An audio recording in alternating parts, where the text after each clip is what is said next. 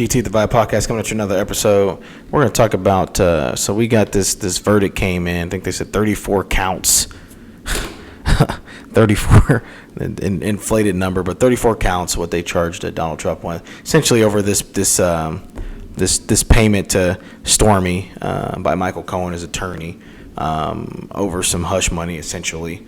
And so we're going to play this a little bit, and we're going to kind of react to what's going on here with this presidency. This is unprecedented. It's crazy.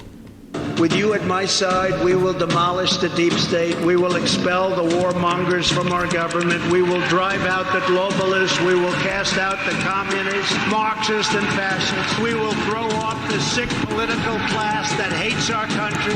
We will rout the fake news media, and we will liberate America from these villains once and for all.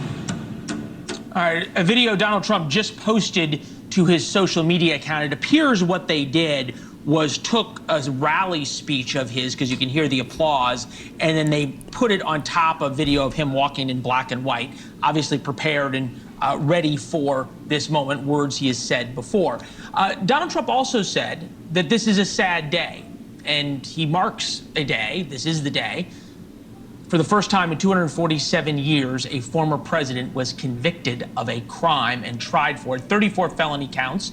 There's never been a felon who's ran for president, let alone been the clear favorite. 67% of voters say a guilty verdict won't affect who they vote for. 17% say is less likely to vote for Trump because of it. 15% more likely. So it kind of becomes a wash. Very difficult to poll what people are going to do based on a hypothetical. So we wait for a week or two for these numbers to sink in. Thanks for watching. Go to joinnn.com to find News Nation on your television provider. So essentially, Donald Trump gets convicted on some charges, felony charges. Falsification of business records is what they're charging him with. Corporate gurus do this crap all the time. And so the check was $130,000 to Stormy to base this hush money, basically get her to be quiet, because they were worried about if it came out during the election during his election season, I think it was 2016, that if it came out, then there would be an issue and it would hurt his election. And so they were like, all right, we'll just pay this chick off.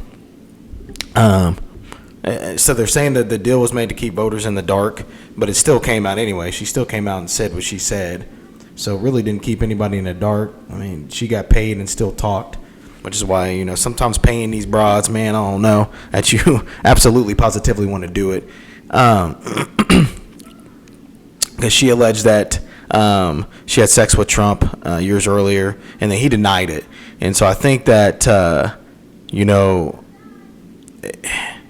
it's crazy and it's unprecedented, because he's leading so much in the polls right now that it's kind of hard to be able to just kind of roll with the punches on this one. It feels like this was definitely a hit on democracy, because they could have charged this dude a long time ago, but they wait till now. I know he's got charging or sentencing coming up in July, I think July 11th or something like that, and Republican National Convention is right around that time frame. So there's a whole lot of things that are lining up to other things that don't really make a whole lot of sense to me, that lead me to believe that there's something nefarious going on, as far as like them trying to basically frame him, to be, or to basically trying to annihilate his character. Essentially, they're trying to kill his character, make people not try. By the end of the day, man, people that like Trump gonna like Trump regardless. So I don't know why. This was the route to go for them. And then the way they did the trial was weird as heck. Like, people that weren't called up to testify that probably should have been. And I know the prosecution has their whatever their say is, whatever their plan was. I know defense has their plan. So everybody obviously has their plan of action for how they're going to attack this thing. But I think that, there were some discrepancies and some issues that I had as I kind of looked over the case and kind of looked at what they did and what was going on. I mean, it seemed like they just basically put a whole bunch of numbers in front of the jury and said, okay, decide if he's guilty or not. If I was a juror, I'd been confused the whole time. Just because there's so much there, but there's no real, we can't even talk to the person that wrote the check. We can't even talk to the person that gave the check over. And so I'm like, I feel like you need to hear from that person to see, hey, did you make a mistake? Was it an error? Because errors do happen. This is to say he intentionally falsified records to keep to keep it from taxes. And because once the feds know what you're doing, what's going on, it's hard for you to be able to backtrack that. And it's crazy because this comes on the heels of Biden doing his Morehouse speech, basically race baiting. And so he's out there race baiting to black people, using that as a so he's trying to push the agenda for the Democrats, and now they're trying to they're basically trying to hush Trump, sending him a message. You mess with us, we'll mess with you, type of thing. So it's bullies at the top. You have to understand that career politicians especially. I'm not a big fan of career politicians because it's like you've been in there for this long and we've gotten this far down. Interest rates for mortgages are crazy high. People can't even afford groceries right now, but we're sending billions of dollars over to Ukraine overseas to help them out. And it's kind of like, man, like at what point in time do we help out the American people? At what point in time do we help the American people out? Like, I'm a very domesticated thinker, and so for me, it's always about trying to take care of what's at home before you take care of what's outside the home. Make sure that your house is in line before you try to make sure somebody else's house is in line. And I feel like we've kind of pushed a narrative in America of trying to make sure other people's houses are in line, and so now that's all we do. We're like the father for all the other countries. So if you're struggling, you're in war, we're going to send you billions of dollars. And those are taxpayer dollars, and that makes interest and inflation and all that jazz go up. Like you can't sit here and act like, okay, well it's the business's fault. Democrats are saying it's the business's fault. Nah, man, like y'all are sending tax dollars over there and hiking up taxes. You hike up taxes on people, the businesses gotta react. Or if you make the businesses pay a higher minimum wage, right? If you raise the minimum wage up, which I'm not saying I'm a fan or I'm not a fan, I'm just saying in general from a business sense. You take companies and you're like, hey, you got to raise the minimum wage up now. You got to raise it up to this. They're going to have to increase the price of their products. And so they increase the price of their products. Now that goes up. Cost of living's already gone up from a housing standpoint anyway. Rents and all that. Rents, and then, you used to be able to get a decent house for $150. Now it's like $250, $275, $300,000. To be able to get a decent house, you got to have that type of income. And so your average everyday American household is they're gonna probably spend their lives paying rent, which is crazy because rent is more than the mortgage would be. So it's like if they can prove that they spent 10, 15 years paying rent, like that should be enough proof that they can definitely keep a mortgage because they're gonna keep paying. Like those people prioritize housing. That's the reason why they pay their rent, to make sure that they don't get kicked out. And so to me, like it's crazy how they do it, how they work it. Definitely not in the favor of those who utilize those systems.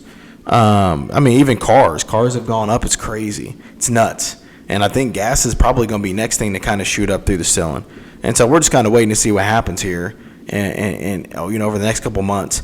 But this is definitely it's crazy. It's unprecedented to have a convicted felon running for president. He's leading in the polls still, which proves that they're what they were trying to do, what they were trying to pull here, probably not gonna work. Because if it was gonna work, it would be nuts. Like it would be absolutely positively nuts. And so, I think that they went into it with that mindset and thought that, okay, we're gonna try to cut this guy at the core of his character, not realizing that we ain't dumb. Like we've been watching the Democrats for 4 years operate. We see how they operate. We knew when Hillary Clinton hid the tapes how she operated. We knew when Bill Clinton did the thing in the White House with Monica Lewinsky. We knew all that. We've been watching. But they act like all the scandals happen on one side. I'm like, dude, like one side gets punished for their actions, the other side they can break their phone or their phone come up missing, and you don't care about the emails that was sent. You just kind of like, yeah, whatever. And so you got to be conscious. You got to be careful on those type of things because you never know. Like I said, there's a game plan at play, I believe personally, and I think that it's in play now. So I think that they're trying to get the people that are in the middle. So you got your liberals and you got your conservatives, but they're trying to get the independent vote. Because they think if they can get the independent vote by basically like going out there and smothering and just killing this guy's character that they'll be able to win the election. Because I don't know if he's going to do time in prison or anything like that. The charge don't seem like it's a crazy charge. Like, he didn't kill nobody. He didn't almost kill nobody. Didn't shoot at nobody. It wasn't a person crime. It was more of it's kind of like a financial crime. Albeit, $130,000 is huge. Then there's some payments to other people involved too. So I think that it's gonna be interesting to see what the courts do. I think Trump's team will definitely appeal it, and so obviously it'll drag out for a while. But I think their timing was, we got to get it in before the election happens in November, because if we don't get it in now, who knows if we're going to be able to get it in later. And so I think that was their mindset, and that's the reason why they went this route. And so hopefully, as we kind of roll through election season, people stick to their guns and stick to what the economy and things are going on in America are like right now, and make their decision based on that. But this GT Divide podcast, again, I'm out.